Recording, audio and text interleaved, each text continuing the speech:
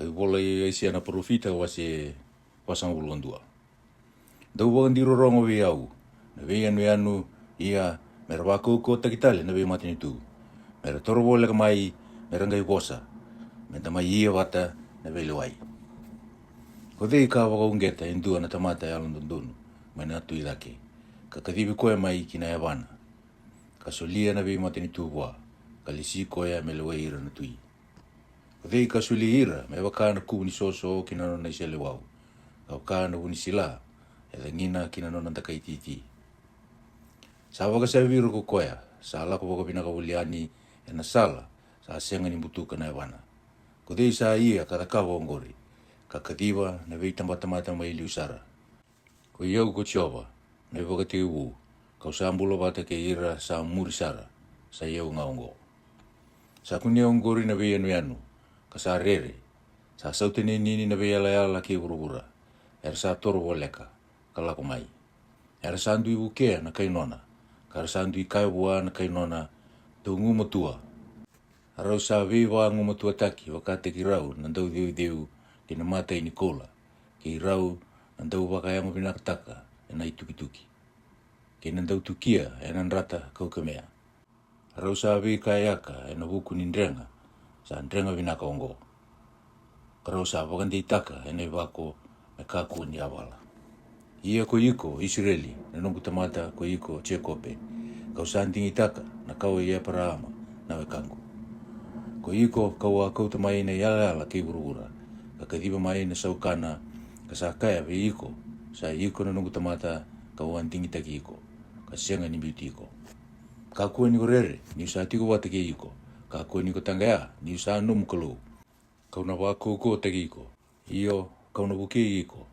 Iyo kau toko ni iko, ane lingangu matau sa andong dina. Reida, era na mandua katanga ya ku ira kirenga, era sa alo dawe iko. Era na wakana kawale.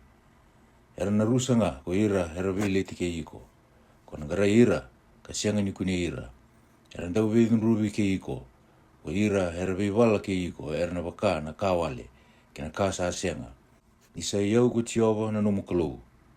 Kau na taura na lingamu matau, kakaiwe iko, mokaku ni rere. Kau na buke iko. Kakua ni korere, Chekope na bada. Ke kimundo na Israeli. Kau na buke iko, sa kaya ko tioba. Kina nomu ibambula. Na alo sabsawa ni Israeli. Raida, kau nangisi iko mo isamu yara. E ngata, kawou, kawakambatina. Kau na samuta na veulu ni wanua. Kambutungan gia, e matai lalai, ia, na veulu ni koro. Kau na kakaba me tautu wata kenangani sila. Kau na iriba, nangai dangi na tani na tangi. Kana bimbi yaka na tubulada. Ia, ko iko. Kona maru taki tioba.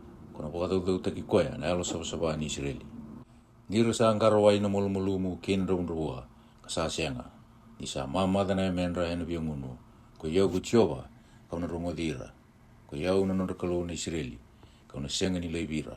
Kau na wakandabea na uthi wai ena vanua talasinga. Kina mati ni wai ena bimbuda. Kau na takawa na likutu, menrano, kina vanua mamada me buri ni wai. Kau na tea, ena talasinga na sitari, kina sitimi, kina mateli, kina olive. Kau na tea bata me likutu, na noko, kina damanu, kina ndilo. Mera raida, kakunea, kawaka na numa, kakila wata, isa takawa na kaongo na linga ichowa. Kasawa katumbura, ukoya na alo sawa ni Israeli. Dau tukuna mai na numundau ka, e vele titaki, sa kaya ko tiowa. Dau waka madala takamai, sa kaya na tui Chekope. Mera tukuna mandamai, ka waka takila weekenda, na kaya na ado, na kaya liu, se waka i weongori. Mera tusana kamai weekenda, menda wana numa, ka kila na kene tini. Se na kaya na ado mai muri, mera waka takila mai weekenda. Dau tukuna mai na kaya na ado mai muri, me ki tau kila ni dau sakalu. Iyo, dau takawa na kabinaka. Se takawa na kada. Me ki tau tanga ya ka waka reida wata. Reida, dau sa kawa nga. Ia, na mundu daka sa sianga nga. Sa kawa sisila ko koea sa antingi taki ke mundu. Ka wapa ko ungeta ni dua, may na mati ni toka lau. Kasala ko mai na vanua, sa adhanra kina na mati ni singa. Ena masuta na yadangu ko koea. Ia, ena lako mai veira na turanga me waka kina ndrenga ni wale. Ka waka, nandau tuli kuro ni sa ambutuka na tete. Ko dhei katuku na mai na waka tigubu. Mikima mikila, sena ngauna liu, me kima mikaya, sa andina, ia sa sianga indua sa wakatakila, sa sianga telanga indua sa tukuna, sa sianga telanga indua sa rongoda na numundu bosa, ko iau ngā kakaya liu ki Saioni, reidira, ia kaunusulia ki Jerusalemi, indua sa kautamai na rongo binaka. Iua wakareida, ka sa sianga indua na tamata, iyo veiro ongo, ka sa sianga indua sa tukuna rawa indua na ka niu sa taronga veira. Reida, era sa kawale kedenga, sa kawale telanga na nunda takataka, sa dhangi wale, ka lalo wale nga na nunda matakau, e baka waida lataki. Wasi wasang ulurua. Reidi koe na nungu i talatala, kau sa tō kona. Ko koe a kau andi ni taka, kau sa vina kati koe telanga, e na huni lomangu. A wasulia wana e longu, e na baka doro ko koe na lewandu ndonu kina vei mati ni kiutani. E na sianga ni ngongo lou, se kaila, se tambalaka na tomona, e na sangate ni koro. E na sianga ni musuka na ngasau, sa mbimbi woro. Se mbokoda na wani dina, sa kumbo walenga. E na baka doro na lewandu ndonu, e na kandina, sa sianga ni nguda, se alo leilai, e na baka tunde i takamanda na lewandu ndonu i urura. Ia, era na waraka na nona vunau na vei anu. Sa uwasa wango na kalou tiawa, o koe kambulia na lo malangi, ka tivuka. O koe ka tivuka telanga na urura, kina ka sa watumbura. O koe sa sulia vei ira na tamata e tiko kina na nanreidengu, kina e londa era sala ko bolikina. Koe iau o tiawa, ka wakadivi iko e na nungu yalo ndonu, ka unatora na lingamu, ka maruro iko. Ka suli iko, moguni vei ala alati, ke ira na tamata. Manonda rarama, na vei mati ni tutani. Umbasuka na matanda era sa matamboko, o kauti ira mai na vale ni vei besu, era sa visuki tiko. Ke ira era sa tiko mbuto, mai na vale ni vei wambombo lataki. Koe iau ko tiawa, sai koe ongo na edangu. Ia, na wakarogoroko, me dhaka vei iau, kauna sianga ni sulia wa indua tani. Sia na waka vinaka, me dhaka vei iau, kina matakau diu. Reida na ka, sa tukuni makawa, sa yado nga. Ia, kau sa angai tukuna na ka wou, ni sa ambera ni tumbu mai, kau sa tukuna o ki vei kimdou. Veu sere taka vei tiawa na sere wou, na waka vinaka, hua mai na yala ke urura. Ko i kimdou telenga sa ala ko sombu kina wasawasa, kina ka kedenga sa sina ikina, na vei anu ke ira kedenga na lewena. Me tambalaka na domonda na likutu, kina vei koro, na vei koro sa tiko kina ko kitari. Ko ira sa tiko e na ulubatu, mera ia na sere, mera kaila, mai na dela ni vei uni bonua. Mera ia na waka vinaka vei tiawa, ka waka daudau teki koea ko ira mai na vei anu. E na lago yani me wakana kanga ko tiawa, e na waka ungeta na nona alo kata me wakana tamata i walu. E na kaila ko koea, iyo, e na gongo lou, e na ngumutua vei ira na nona mera. Sandinde na nungu tiko lo, a ua tiko ngā ka wanda utaru viau, iongo ka una gongo lou, me wakana e lewa sa taratara, ka una wakarusa ka tilo masara. Ka una wakalalataka na vei ulu ni wanua, ke na vei ulu ni koro, ka wakamalaitaka ke renga na kendo lo. Ka una bukida na udhiwai me anu, ka wakandiwa na rano. Ka una tumbiri ira na matamboko e na sala, era sali tawa, ka una kauti ira e na ilawolako, era sa sianga ni kila, ka una wakarara mataka na butumbuto e matandra. Ka wakandundunu taka na kasa takelo, na kaongo ka una takaba be ira, ka sianga ni biutira. Era na wakalisui ki muri, era na mandua wale usara, ko ira era sa wakararavi, kina matakau deu. Ko ira era kaya kina matakau he wakawai dalataki, ko i kimundou na nima mikalou.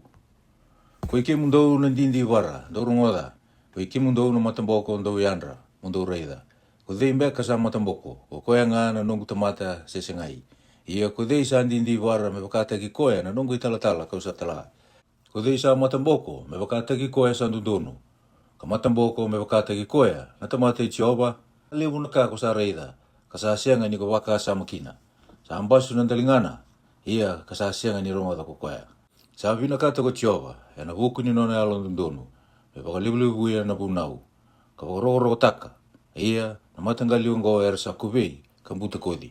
Era sa aduriti kedenga e na ikeli, ka bunitaki e na vali ni bebesu, era sa tukitaki, ka sa sianga e wakambula, era sa mbuta kodi, ka sa sianga e kaya, dau wakasuka atale. Kudei weki mundau e na wakatundelinga kina kaongo, me wakarorongo ka rongoda, e na ngau na sa murimai. Kudei sa suli ira na che kope, me tukitaki ke ira na Israeli, ibe ira na damutako. Ko Jehova ho koea e na sai walawala dabua sesengai, kanira sa ambesi ni muria na nona sala. Kada sasianga ni talai rao kina nono vunau. Asa vosa kina ve koea na nono dhundu katakata. Kene walu kaukaua. Kasa waka maa waka wuli ti koea. Kasa sasianga ni kila ko koea. Ia sakati koea. Ia sasianga ni wakasara kina lomana. Wasi wasanga ulu tolu. Iongo sanga iwakago tioba. Ko koea kakadibi iko Chekope. Kambuli iko Israeli. Kakuni gorere ni wawuli iko. Awakadibi iko na edhamu ko sa nongu. Niko sa lako e lomo ni wai kauna tiko ke iko. Kena lomo ni veudi wai ena sianga ni lubudi iko. Niko sa lako e lomo ni buka wanga ena sianga ni kani iko. Ena sianga talanga ni kati iko na yama ni buka. Isa yau ko tioba na nomu kalou. Na yalo sabasaba ni Israeli. Na nomu iwambula. Kawasuli chipita me kemu iboli. Ke ido pe talanga ke sepa ena bukumu. Niko sa anga ita le ya matangu. Ko sa ando kai kina ia kawalomani iko. Ia kauna suli ira na tamata me kemu isere. Kena vimati ni tu me iboli ni nombula. Kakua ni gorere ni usati ko bata ke iko. Kauna kauti ira na nomu kawa mai natu idake. Kauna wakasongo ni ira na kai nomu mai rata lenga. Kauna kaya kina mate ni toka lau. Musuli ira mai kina mate ni dea batalenga. Kakua ni kumbura itagira. Kauti ira mai na lubengu tangane mai na vunua yawa.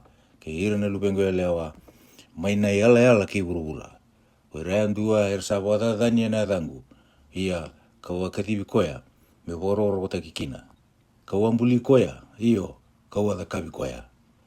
Do kauti ira mai na tamata matamboko ersaba ka matana. Ke ira na dindi bara ersaba ka dalingana. Mera songo ni wata na vimati ni tuke denga.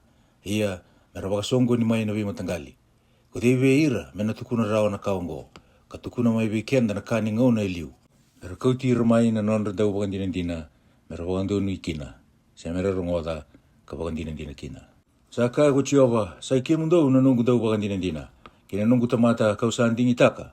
Mundau sa kunea ka wakandina ti yau. Ka kila ni sa yau ko koya. Sa senga na kalau ka ambule liu ka muri ko yau. Kana senga indua mena tarabi yau. Ko yau iyo ko yau nga ko tioba ka sa senga tali na iwombula. Ko yau nga. Ko yau ka watukuna ka ia na bewombulai ka wakatakila ni sa senga wiki mundau na kalutani. Ia sa iki mundau nga na tukuni yau ni sa kalau. Sa kaya ko tioba. Iyo may nangonongo sa yau nga. Kasa senga indua me wombula rawa may nalingangu. Ona taka tiko ia ko dei mena wandaroya. Saka wangongo ko tioba na nomundo wangambula na yalo saba ni Israeli. Ena bukumu ko atala ki Papiloni. Ka wakau tiro ke saranga ersandro. Iyo ke ira na kai kalitia. Era ndau kaila ena wanga. Ko iau ko tioba na nomundo kalu yalo saba. Koya kambuli ira na Israeli ka usa nomundo tui. Saka wangongo ko tioba ko koya sa dakawa na sala ena wasa. Kena salatu ena wasa ti tombu. O koe sa kau tamai na ngingini walu kena wase. E walu kena ganga. Era na koto somu wata. Era na senga ni tiu takatale. Era na sui mbukodi. Era sa mbukodi me waka na wani dina. Do kakua ni wangana numa na kamakawa. Se waka sama na kai liu. Reitha, kau na takawa na kabou. E na tumbu ngaongo. Do na senga beka ni kila. Iyo, kau na takawa na sala e loma ni likutu. Kena udhuai, ena wunua talasinga. Ena ntokai au na manu kila. Kena ngata leleu, kena osi terechi. Kaniusa solia na wai mai na likutu. Kena udhuai mai na wunua talasinga. Me wangunu vira na nungu tamata kawandingi taka. Ko ira na tamata ongo kau sambulia, me nongu. Era na tukuna na nungu binakasara. Ia ko asenga ni musuti au Chekope. Ko sa oda ni ngarabi au Israeli. Ko sa asenga ni kau tamai yau na sipi me nomu isoro kama. Ko sa senga talanga ni wakaroko teki yau, ena nomu ni mandrali. Hawa senga ni la waka ve yuko mo ia, na waka dambu isoro, se waka teki yuko, ena dhaka i mandrali mo binaka. Ko sa senga ni wuli ena nongu kalamo, ena ilavo. Ko sa senga talanga ni wama mau teki yau, ena uro ni nomu isoro. Ia ko sa ambi teki yau nga, ena nomu i wala da. Ka waka teki yau, ena nomu dakadala. Ko yau, iyo, ko yau nga. Ka sa mbukoda na nomu talindendre na ukungu. Ka na senga ni na nomu tiko na nomu i wala da. Waka na numiau, mendaru ia na velawai. Motukuni ko mai, waka ndonu ikina. Sa takadala na tamamu ka liu. Ara sa talaindendre ve au kuira talenga na nomu i wawuli. O koe ongo kau sa wada dani ira kina na turanga ni wale tambu. Kasuli ira na Chekope me tunrubi. Te ira na Israeli. Me wakarongo dataki. Wase wasanga bulga ba. Ia ongo mo wakarongo Chekope na nungu tamata. Ia ko iko talenga Israeli kau sa andingi taka. Sa wasa baka ongo ko Chiova kakadiwi iko. Kambuli iko mena kete. Ena buke iko ko koea. O kakua ni rere Chekope na nungu tamata. Ko iko talenga Chesuruni. Kau sa andingi taka. Nino soro waka na wai bua sa ngunu. Kina wain rondo kina ngele mamada. Au na soro waka na elongu kina no mukawa. Kina nongu ka ni be waka lunga tataki. Ibe ira sa tumbu mai be iko. Karena tumbu me baka ena loma ni be do. Me baka na be wilou ena mbati ni wain rondo. Ena kaya indua ko iau na nei Chiova. Indua tale ena wakatoka ikoya. Ena eda i Chekope. Indua tani tale ena bola kina lingana a nei Chiova. Ka wakatoka ikoya ena eda i Israeli. Sa kai wakongo ko Chiova na nondo tuina Israeli. Kina nondo wakambula ko Chiova ni leo bunga. Ko iau na kene liu liu. Ko iau na kene muri talenga. Ka sa sianga tale na kalu ko iau nga. Ia ko dei mena kadiwa. Ka tukuna. Ka tusana ka mai na ka ena ado. Me wakataki iau mana ngauna. Ka ua wakatikori ira kina na tamata liu. Ia na kasa ambera ni ado. Kina ka ena ado mai muri. Mera tukuna mai. Dau ka kuni ndo mumbula se tanga ya. Awasi ang beka ni daw tukuna be iko mana ngauna ko ya. Kandau bakaritaka. Sa ikim ndo beka nga. Ena nunggu ibakan dinindina. Sang dua tali beka na kalu. Se ko iau nga. Iyo. Sa sianga tali na ulu batu. Kau sa sianga ni kila indua. Ko ira era da kawa na mata kau diu. Era sa kawa lenga. Sa sianga ni anga na nonda daw dumoni. Era sa tukuni ira bakate kira. Era sa sianga ni rai. Se kila rawa mera mandua kina. Ko dei sa da kawa na kalu. Ka deu tana mata kau sa sianga ni anga ena ndua na ka. Reida. Na kene ito kani. Era na mandua ke denga. Ko ira na matai. Era sa tamata nga. Mera songo ni bata ke denga. Mera tuda ke. Era na rere. Era na mandua bata nga. Na matai ni aironi. Sa teura indua na matau. Kasa daka ena ngila iso sa wanga. Kasa tulia na ituki-tuki. Kasa angai kitaka ena koukoua ni lingana. Iyo, sa viaka na mai. Asa ayali na nona koukoua. Sa sianga ni ngunuwa na mena wai. Kasa molu mai. Na matai ni kau. Sa andreta na nona wa i wakarau. Sa bola ena pini kau. Sa angai divia ena beleko. Kasa bola ena i wakarau me momo kiti. Kasa takava me udhia na tamata. Me mata vinaka wakatamata. Me tunga ena wale. Sa tai sombu na sitari me nona. Sa kau tana noko kena oki. Sa wakoko taka me anga boa na kau ni vei kau. Sa tia indua na paini. Ia na uda sa wakatumbura. Ena ngai anga kina tamata me mbuka. Sa kau tamai indua. Kasa tatalai kina. Iyo sa wakawanga. Kasa babia kina na manrai. Iyo sa takawa na kalu. Asa rukova. Sa takawa me mata kau diu. Kasa dua kina. Indua na tikina sa wakama ena mbuka wanga. Ena ndua na tikina sa kania na leo ni manu. Sa tabuna na kena kasa mamau. Sa tatalai talanga asa kaya vinaka kau sa kata-kata. Kau sa kunea na mbuka wanga. Ia na tikina sa wo sa takawa ko koea me kalu. Iyo me nono mata kau diu. Sa tuwa sumbukina kasa sorowa. Kamusuta kasa kaya mawakambula iau isai iko na nungu kalu. Era sa sianga ni kunea. Era sa sianga talanga ni kila. Ni samburoi na matandra. Mera sianga ni kunea. Kena lomandra mera sianga ni kila. Kasa sianga indua sa bakasara ke lomana. Kasa sianga ni vuku si alo matua me kaya mai. Indua na tikina kau sa wakamai na bukawanga. Kau sa babia telenga na manrai ena kena ngilaiso. Kau ataguna na leo ni manu kakania. Me usanga i takawali na kena wo me kaba kasisila. Me udu kusumbuli kinandulumi ni kau. Sa kanan rawu ko koea. Sa bakaisini na lomana.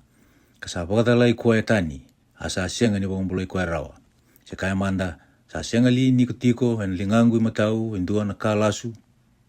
Muna numa na kaongo. Ko iko Chekope ke Israeli. Niko sa nungu tamata. Kawambuli iko sa iko na nungu tamata Israeli. Kau na sianga ni ngule dabiko. Au sa bakasya utaka na numu talaindendre me wakana o loloa. Kina numu iwalolada me wakana o. Mulisu mai yau ni wawuli iko. Mo ia na sere na lomalangi. Ni sawa dhora nga ko Chiova. Do kai keila na sana wa buru-buru ra. Do langata mai na sere. Vegulu ni vanua na vei kau kena kau ya andua sa tu kina. Ni sawa li Chekope ko Chiova. Ka sawa roro ko taki koea ena buku Israeli. Sa kai wako ongo ko Chiova na numu iwa mbula. ke koea kambuli iko mena kete. Ko iau ko Jehova ka wadaka na ka kete ngā. Ka te wuka nduandu ngā na lo malangi. Ka te wuka tele ngā wakate ki au ngā na burubura. Kau sa wakatawa e ngataka na nonra ka mana na daula suale. Kau sa wakalia i ira na rai. Ka wakalisu i ira ki muri na buku. Ka wakita na nonra na buku me lia. Kau sa wakandina taka na nonra bosa na nungu tamata. Ka wakayadora na nonra bubuli na nungu talatala. Kau sa kaya ki Jerusalemi kona tawa. Kina pi koru tala ngā wakachuta. Dau na tara. Ia na kena tikina sa dha. Kau na pawabina pinakatatale. Kau sa kaya kina wasa mundi mai. Ia kau na wandiwa na nungu be udiwai. Kau sa kaya na buku i sairusi sa koea na nungu i wakatawa. Ia na kakede kau sa binakata na wakayadora ngā kukoea. Iyo na kaya ki Jerusalemi kona tara. Kina pali tampu tala ngā kona tau ia utaki. Wase wasanga bulu 5. Sa kaya wako ngogo Jehova buasa lumuti kukoea. Iyo ve sairusi. Sa lingana i matau kau sa taura. Me wako malumulu mutaka na ve matini tu wa. Ia kau na sereka na iwau ni tolonda na tui. Yung tolawa bua na isongo sa anrua. Ia na mata ni koro na sianga ni songo. Au na liutaki iko. Kau wakalonga binakataka na asana suku-sukura. Kau na musuka na katumba parasa. Katamu suka na kena wakandea ironi. Kau na sulewe iko na kasa kumuni tu. Ena mutu-muto. Kene iau buni sa no ena sana tambongo. Mo kila kina ni sa iau ko Jehova. Kakadibi iko ena adamu. Kau sa kalau ni Israeli. Ena buku i tio kopi na nungu tamata. Ke Israeli kau sa andingitaka. Kau sa kadibi iko kina ena adamu. Kau sa asianga ni kila iau. Ia kau sa dahuta na adamu. Ko iau ko Jehova. Ka sa asianga indua tani. Sa asianga tale na kalau sa iau ngā. Ko asianga ni kila iau. Ia kau sa vaudhi ko.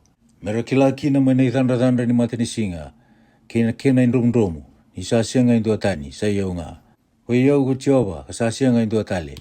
Au sa watumbura na rarama. Kata kawa na mutu-muto. Au sa wakadora na sautu. Ka watumbura na dha. Ko iau ko Jehova. Kau sa kawa na kakere ngaongo. Nau wakatauda mai dhake. Na lo malangi. Ia me sorowaka na dhakadaka ndondonu na o. Me ngunu wako burubura. Ka wakatumbura mai na mbula. Kena dhakadaka ndondonu. Me sa tumbu batanga. Ko iau ko Jehova. Kau sa kawa. Ena dha ko koea. Sa vevorati ki koea kambuli koea. Na idhadha ni bilo. Sa andua bata ke na idhadha ni bilo ningele. Me kai li na tete bua sa tulia. Adha bako sa tulia tiko. Sena namu dhakadaka. Sa asianga na lingana. Ena dha ko koea sa kaya vitamana. Adha bako sa watumbura. Se bua na elewa. Adha bako sa wasuduma. Sa kaya bako ngogo Jehova na elo sabasaba ni Israeli. O koea kambuli koea.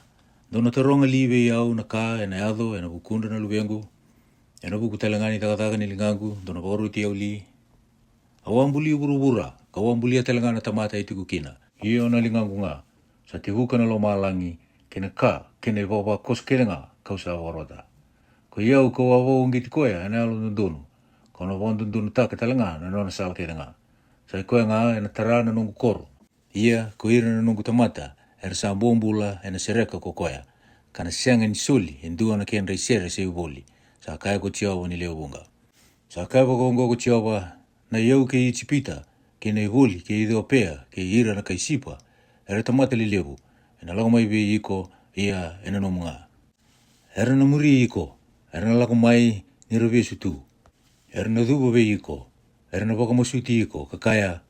Sa tikundi na be iko na kalau. Asa asianga indua tani. Sa asianga tali na kalau. Indina ko nisa kalau sa unitaki kemuni na kalau Israeli na iwakambula. Era na mandua. Era na tanga ya bata kere talanga. Era na lako tani ka tanga ya bata ko ira. Era sa matai ni matakau. Ia ko ira na Israeli ni retiko ke Jehova era na wambulai. Era mbula e senga ni mundu. Dona senga ni mandua si tanga ya ka dhobo na ngauna e senga ni mundu. Isa kai bako ngo ko Jehova ko koea kambulia na lo malangi. Na kalau ko koea kambulia na burubura kata kawa. Sa wakatunde itaka ko koea. Asa asianga ni takawa melala. Sambulia nga metawa. Ko iau ko Jehova. Asa asianga indua tale. Sa asianga ni kau wasabuni. Enandua na tikina mutu-mutu e burubura. Kau asianga ni kaibe ira na kau ichia kope. Mandongarai au manda. Ko iau ko Jehova. Kau sa wasandina. Kau sa tukuna na kandundonu. Dau songo ni bata kalak mai. Dau toro bole ka mai. Ko ikimundau na leo ni bibo nua sa anrombula. Sa asianga na nonro buku. Era sa dolata na kau ni nonro mata kau deu. sa masu kina kalau sa sianga ni bombula ira rawa. Do tukuni ke mundo ka wai lor mai iyo merambose watanga. Ko dei ka wari taka makao na kaongo. Ko dei ka tukuna ena ngona iliu. Sa iau ko chiova se sengai. Ka sa sianga indo tale na kalau sa iau nga. Na kalau yalo no donu kina i bombula. Sa sianga indo tani tale ko iau nga. Dongo lebi au mai mundo bombulai na yala ke nga ke urura. Ni sa iau na kalau sa sianga indo tani tale. Au da buti au ni usambu mbului. Sa lawa ni mai nung sungu do dina na bosa. Ia ena sianga ni le sumai. Ena tikin duru ve iau nun duru ni tamata wayan dua nga. Ena waktu sa iau na yame ni tamata ke nga. Ena kaina tamata sa ichio nga kausaan dunu kina ka kaukoa. Ena lago mai ve koe nga ko hira na tamata. Ia ko hira ke nga era sa dunru wa era na mandua. Era na wakandu nui ena buku chiova. Ko hira ke nga na kau Israeli kalangilang kina. Wasi pasang ubulgono. Sa dubu sumbu ko peli. Sa bakal iro rogo ni po. Akenra umatakau sa toka ena daku ni manu. Kena daku ni pulmakau. Sa bawa mundo gitu na mundo ikau-kau.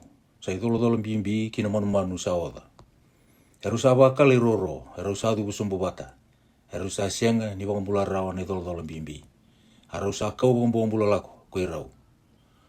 Do boro mai biau na matanggali chekope. Ke mundo keda na kena boni matanggali Israeli. Ko ike mundo kau sa keweta boli mai na kete. Karongota boli mai na ngauna do sa sudu kina. Ia kau sa koe tiko nga ka do na ngauna do na ngasi kina. Kau na kebeti ke mundo sa sika mandanga. Kau na mulia ia kau na ia tiko nga na be kebeti. Ke na be rongoti kau na ia telenga na be bombulai. Dono wakatau wataki au. Ka wakarau watani au. Ka wakatau watani au ke idei. Me ke rau tau watakaya. Era sa sopa wakiloa na kula mai na tanga. Wakarau tana siliwa ena kene warau. Era sa wulia indua na matai ni kula. Ka sa takawa ko koe me kalau. Era sa dubu sombu, iyo. Era sa soroba. Era sa tauda kino monra, era sa dolata boli. Era sa virtura ena kene itutu. Asa tunga. Ena sianga ni lautani mai na kene itutu. Iyo, indua sa nakadi wa. Ka sa sianga ni rong mai. Se pangambulai koea mai na nona rarawa. Dau waka na numa na kaongo. Ka mundo tunde nga. Dau waka sara kilo mundo. Ko ike mundo nandau bukitani. Dau waka na numa na kama kao liu ni sa iau na kalau. Ka sa sianga tale indua. Sa iau na kalau. Ka sa sianga indua me kero toto watakaya. Kau sa andau tukuna na kene wakatau iti me na kene wakatihu. Ia mai na ngauna liu. Kau sa tukuna na kasa ambera ni taka. Kau wakaya na nungu lewa ena tunga. Ia na kakede kau sa abinakata. Kau na takawanga. Kau sa kadiwa na ikeli. Mai natu idhake. Kene tamata sana wakayadora na nungu inaki. Mai na wanua yawa. Kau sa dabuta. Kau na wakayadora talenga. Kau sa na kita. Kau na takawa talenga. Deu wararongo biyau. Ko ikimu dau sa ayalo kokoa. Ka sa biya waki. Kene takatakan tundonu. Kau sa kau tabole kamay na nungu takatakan tundonu. Ena sianga ni yawa. Kena biba kumbulai kau sa ia. Ena sianga ni berambera. Ia. Kau na tau nambula mai sayoni. Menonda na Israeli na nungu langilangi. Wase pasang ulo vitu. Lako sumbu mai. Kamani ndambe. Ena kubu ni soso. Ko iko na ngone leo ni papiloni.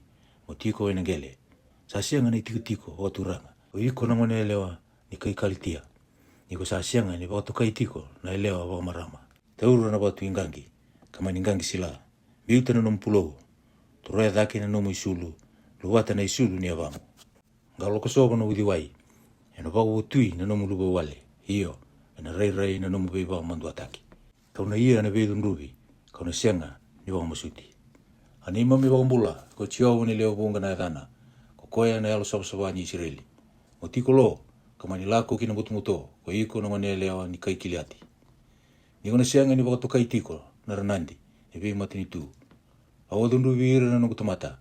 Awa wakatadana na nungu ibota-bota. Kasuli ira kinilingamu. Ko sa sianga ni alololo mabira. Ia, ko sa wakambimbita ka walewu na numu ibuwa veira nangasi. Ia, ko akaya, kau na ranandi tiko nga ka sianga ni mundu.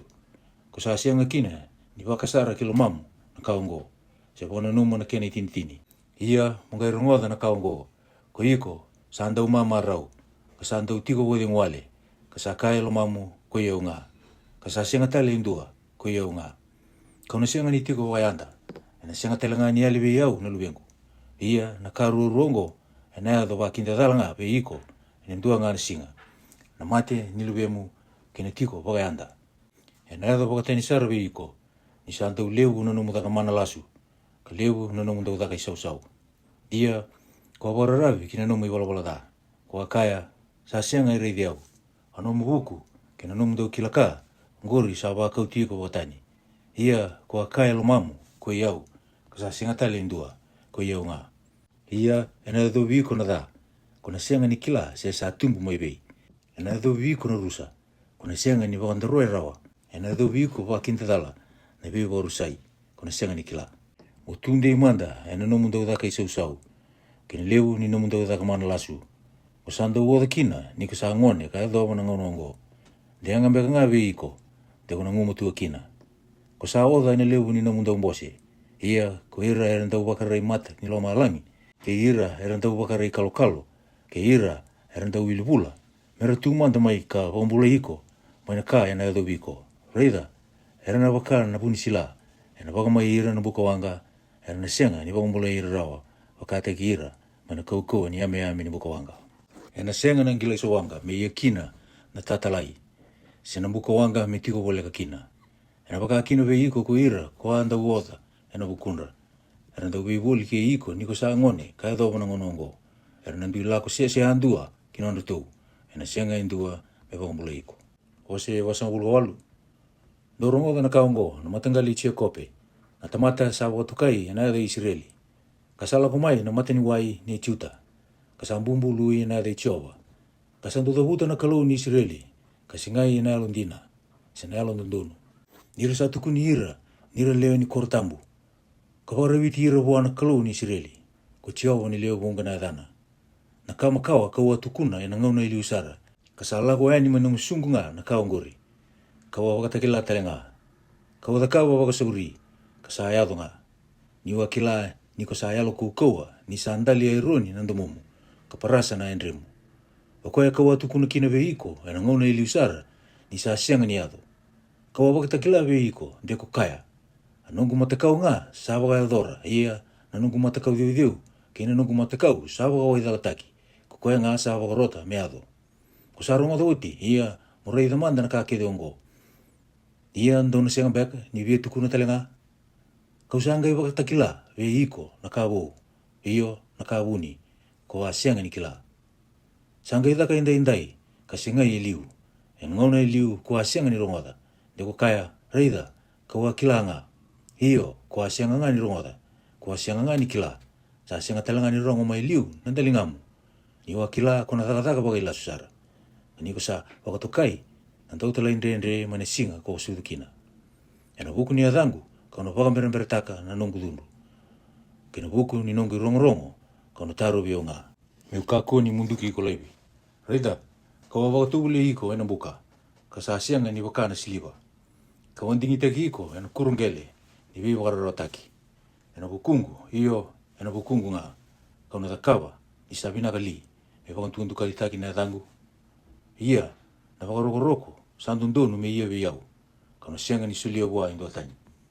Ronga dia umanda ko iko chekope. Ko iko talenga Israeli. Kawa kadiba, sa iau ongo. Sa iau na kene liu. Sa iau na kene murmuri talenga. Na lingangu nga, katau iau tegi burubura. Ia na lingangu imatau, katehuka na lomalangi. Isa kadiba, kasatu batamai. Ko kimundau kere, ndo wakasongo ni watanga. Kawarorongo. Ko debe ira, sa wakatakila mai na kaungori. Salomani koe ko Ichova. Ena takawa nga ana nona ina ki Papiloni.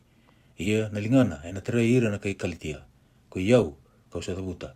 Kausa kadibi koea, kausa kauti koea mai. Ena poe dora, na nona takataka ko koea. Nutoro wole kama ibe iau. Dorongoda na kaungo. Sa sianga ni kaubosa buni, mai na iwa tigu. Ni sanga itumbu na kaungori, kawatiko mai kina. Iongo, sanga itala iau mai na turanga ko Ichova, kina elona. Sa kai baka ongo ko Ichova, na numuni wakambula. O koea na ewa sawa ni Israeli. Ko iau ko Ichova, na numuni kalau. Kau sa wawuli diko, mo binaka kina. Kau sa timbiriko, ena sala molakowa. Deko wa warorongo, kina nungu unau. Sananga iwaka na udhiwai, na numu wakadhiangu. Kawaka na ua ni wasa, na numu takataka ndondonu. Na numu kawa, sana waka na nuku. Kena lubemu, na waka na mati ni nuku. Ena sa sianga ni munduki, sembokodi na edana, maina matangu. Daula ko tani e papiloni. Ro tani mo e behira na kai kalitia. E nan tomo ni mara undu tukuna yani na kaongo. Dau ngoya, wakauta na irongorongo kina ala ki burbura. Dau kaya, sa wambula ko chiova na nona tamata ko chia kope. Kara sa senga ni via ngunu, ni sa kauti roboli ko koya e loma ni likutu. Sa wakanda veo ko koya na menro wai mena watu. Sa tasia na watu ko koya, sa tuburi mai kina na wai. Sa kaya ko chiova, sa senga na bodhengu behira na tamata i wala da. Wasi wasan ulu diwa. Dorungo diau na veo no anu. Dau ndiro rongo mai na bonua wakayawa na veo matangali. Sa kadhibi au ni usasudu ko chiova. Mana kete tinangu sa dahuta na dangu. Sa dakawa nang sungu me tautu bata kena isele wa ungata. Sa tampo na ki au ena yalo nilingana. Ka sa dakabi au me unga sau maka libata. Sa huni taki au ena nona tanga ni nga sau. Ka sa kabi au ko iko na nongu italatala, ko iko Israeli. Ka una wakadau taki kina. Ia ko iau ko wakaya. Sa sianga nianga na nongu wada. Ka sa wako tia wale na nongu kukau ka sa sianga dina nianga. Ia sa tu ve chiova na nongu beba ndonui. Kina nongu takataka sa tu ngā wā na nongu kalu. Ia ongo sa ngai kai ko chiova. Ko koe sa mbuli iau ni sa sudu me nona italatala. Me usau makira na choko pe wā. Ia ke waka na sianga ni wakasongo ni mai ko ira na Israeli. Ka nonto kai ngā na mate i chiova. Ka sa nongu koko talenga na nongu kalu. Ia sa kai ko koea. Sa ka lai mo nongu italatala. Mo wea tataki na vima tangali chekope. Ka wakalisui ira mai na Israeli era mararo itiko. Kau sa suli iko talenga, mononda rara mana pe matini tu. Mai ato talenga mo puni mbula, eno bukungu, kina yala ki burbura. Sa kai pa kaungo ko chiova, ko koya na ibo mbula ni Israeli, kina nona yala sawa, hua sa ambe disara, hua era sa baka sisila taka na leo ni punua, hua na nona tamata na turanga, era na reida ko ira na tui, ka tu dake, ko ira talenga na turanga, ara na dua, ena buku i chiova, ko koya sa anda undina, ko koya sa yala sawa ni Israeli, ko koya sa andingi takiko. Sa kaya wakamungo ko chiova, ena ngauna ni binakati, ka warungo diko. Ena singa ni mbula ka wawabuke iko, kono maruru iko, ka suli iko, o vea lalati, ke ira na tamata. O bueti burubura, me wakatawa atale na vea sana lala. Ka mokai ve ira sabisuki, doula ko mai, ka ve ira ka tiko ena butumbuto, do bagarita ki ke mundu mai. Era na kana woli ena sala, ia na kenra vunua veido, ena tu mai na vea sana dedere kedenga. Era na sianga ni viakana si viangunu. Era na sianga ni keti ira na nukukata, se na mata ni singa, ni na tumberi ira kukoya asalo manira. Kana tumberi ira, ena bati ni waiwure. Kana takawa kedenga na nongu ulu ni bonua, me ngau ni sala. Ia ena dedere na nongu salatu. Reida, ko irongo era na lako wakaya mai. Reida, ko irongo mai na tokalau. Kama ira talenga, ke irongo mai na bonua, ko seinimi. Dui na sere, na lo malangi, mumarau na burubura. Tolonga tabata mai na sere, we ulu ni bonua, ni sapa ka dingu ira na nona tamata ko chiova, ena lomani ira na nona era sararawa. Ia sa kaya ko sa iwoni, sa ambiti au ko chiova, sa ngwila tabi au na turanga, endua liina e leoa me na ngwila taba na lubeana sa sudu, me kua ni lomana, na lube ni ketena. Yo, ena sa ngwila taba beka, ia ko iau, kano sianga ni ngwila tabi ko. Reida, kau sa uti iko, ena ngeten ni lingangu, anu mumbai sa tiko nga matangu. Ko ira na lubiamu era sa kusarao mai. Ko ira era wakatata ni iko, ka wakalala taki iko, era na lako tani be iko. Motatake, ka ira yaki. Ko ira kete ngaongo, era sa sungu ni watamai. Era sa lako mai be iko, me wakana kena dina ni nongumbula. Sa kaya ko chiova, ko ira kete ungo, kona baka isulu taki iko kina. Me wakana kani uku, ka pauda be iko, me wakasa ia na elewa sanga wakawati. Anu mo be sana karusa nga kalala. Ena no mo bonua ka borusai. Iyo sanga i waso sarmai. Ena buku ni lewena. Arana ya otani sar ko ira era sa tilomiko. Era namba di kaitale endalingam ko ira na lubemu. Era ya libe iko. Sa waso sar na ngutikina. Motoro yani me utigurawa. Kona ga ikaya lomamu. Ko dei ka wa tumburi rongo era nongu. Ko yau kayali na lubengu. Ko sa yaba kambumbula kambiutu. Ia ko irongo ko dimbeka kasusungira. Reida ko yau ko ambiu levi. Ko irongo sarati kombeka mai be. Sa kai bogongo na turanga ko chiova. Reida ka nondoka na lingango be ira na be matinitu. Ka wakanduria na nongu kuila kina be matangali. Karena ke beti ira na lube mutangane ka kauta mai. Ke ira na lube mo lewa. Era na kauta mai, ena tomondra. Ko ira na tui, era na susungi ira na lubemu. Ia, ko ira na marama, era na ia, na vei susu, vei iko. Ira na dhuba wakalutu vei iko.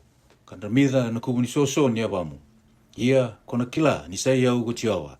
Karena sianga ni mandua ko ira, era sawara ki au. Ena ko vei li na itoki ni walu, mai bua, sanganga.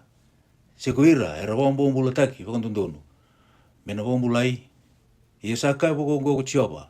Ena ko vei nga ko ira na wombula, mai bua, sanganga. Ka kaliraki na itoki ni walu, mai bua, sa rerwaki.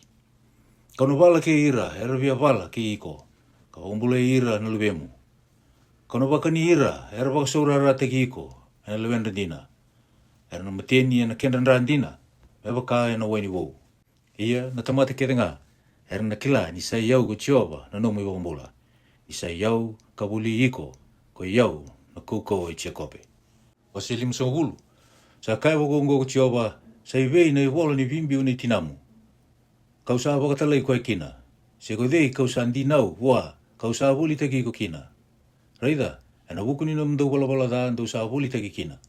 Ena wuku talanga ni namdou talai ndre, sa vimbi o kina na tinamudou. Adaba ni wala ko mai, sa senga kina indua na tamata. Adaba ni wakadi, sa senga indua merong mai.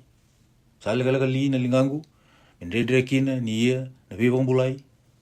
Sa senga bega yau na koukoa, meu senga kina ni vong bulai rawa. Raida, ni sabu nauda, kau sa bagan di kina na wasa-wasa. Kabukida na uduwai metalasinga. Ni sa ali na wai, sa ambona na kena ika, ka mati sara, ena viunguno. Kau sa baga isulutaka, na loma langi hena mutu-muto. Kau umbia hena isulutanga. Sa sulewe yau na turanga ko tiawa, na yame, sa baga uli dirawa. Meu buku i tokona, hena bosa na tamata, sa ringuada. Sa baga enrati yau ko koea, hena vi mataka. Sa baga turorongo na dalingangu. Meu pagarorongo, meu katagira, era sa baga taulidi. Sambusuka na dalingangu, na turanga ko tiawa, ia, kau asianga ni beda. Kau asianga ni waka nantakuya. Antakungu kau asulia veira, nandau vea viti. Kei nambalungu, veira, nandau vea wuti. Kau asianga ni tambonaka na matangu mai veira, na vei waka mandu ataki, kina vei waka siviti. Ia na turanga ko tiawa, hena buke yau. O koyango kau sa asianga kina ni tangaya. Ia, kau sa wanganga ataka kina na matangu, me waka nangiwa. Kau sa kila, ni na sianga ni mandua. Sa wole ka mai ko koya sa wakandonu yau. Ko dei mena ia, na vile wai ke yau. Me kero tu daga batamanda. Ko dei sambule yau. Me toro mai ve yau ko koya. Reida, ena buke yau na turanga ko tiawa. Ko dei mena wakadala yau. Reida, ko ira kede era na mandra mai, me wakar na isulu, ena kani ira na sarasara. Ko dei veke mundo usare ra waki tiawa. Kasa rongo kina bosa nino na italatala. Kasa lako hena mutu-muto, kasa sianga wua na rarama. Me wakararabi ko koea kina ere tiawa, karawita na kalou. Reida, ko ike mundo kede sa tutu waka na buka. Ka baudi ke mundo ena lindi ni buka wanga. Dola ko buli nga, ena rarama ni mundo buka wanga. Kena lindi ni buka wanga, dau sa tutu waka. Dau na rawata na kaongo, maina lingangu, dau na koto sumunga, ena rarawa. Amen.